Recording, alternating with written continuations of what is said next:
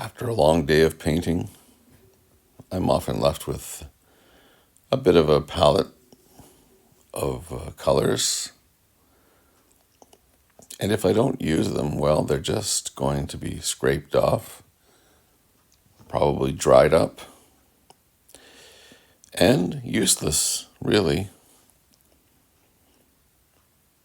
It's my exercise every morning to use what I can from those colors and just make up a painting. A quick sketch, rather. And I'll do it on anything that happens to be nearby. An old piece of wood, a canvas, or in this case, some mixed media paper, which is a thick card that's formulated to handle oils or acrylics or even watercolor. I really love it because for some reason it just seems to have a different kind of a finish when it's done. And it's so moody, and I like to use deep colors, and I like to use melodic colors. And for this sketch, as most of them, I don't work on details too much. And I suppose things might be a little, well, discombobulated at times, but that doesn't matter. I really don't care what people think about that. This is how I like to paint, and that's what matters more than anything. Well, that you enjoy painting what you paint. When you have joy doing it, when you feel good about it, it doesn't matter what anyone else thinks. There's always going to be critics, and there's always going to be somebody who will look at what you do and say, oh, you should have done this and you should have done that, but it doesn't matter. I don't pay attention to those things. All these many, many years that I've been painting and selling my paintings, it just tells me that somewhere out there, there's somebody who connects with my work and has seen some merit in it enough that it spoke to them and they had to have it. But more important than that is that I enjoy painting the way I paint. That's really the only thing that matters. You find your place and your way and just enjoy it. Otherwise, you should do something else. And today, I find myself with a palette of colors from yesterday that were Prussian blue, titanium white, azo red, and what is it? I had to look at my palette. Oh, azo yellow, sorry.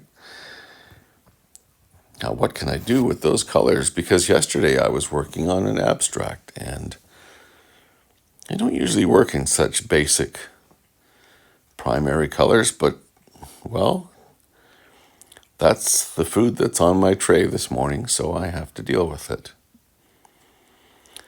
So as it turns out, this painting starts a little on the dark side, and I guess I'm okay with that too. Because oftentimes when I start out a painting, and I've heard many artists say the same thing, I have no clue what I'm starting out to do. I don't know what it's going to be or where it's going to go. I have no idea what it's going to say. But for certain, once I begin to apply paint to the surface and let my brush move the way it feels like moving, well, the beautiful thing is eventually it starts to tell me exactly what it wants to say. And once that starts to happen, I become a mere servant. I'm really just doing what I'm told. My brush is doing the talking, and the paint is also obeying as well. Now, there's some that say you should plan your painting and sketch it all out in detail. Well, I suppose that's true. But it doesn't really matter, once again. What really matters is that I enjoy doing what I'm doing. And you should too. And that way it'll speak to somebody just the way it spoke to you. That was poetic. Didn't plan that either. See what I'm saying there?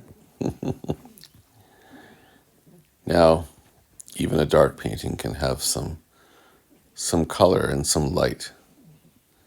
And it doesn't have to be ominous dark. It can be pleasantly dark. And this is appearing to me like a sunrise.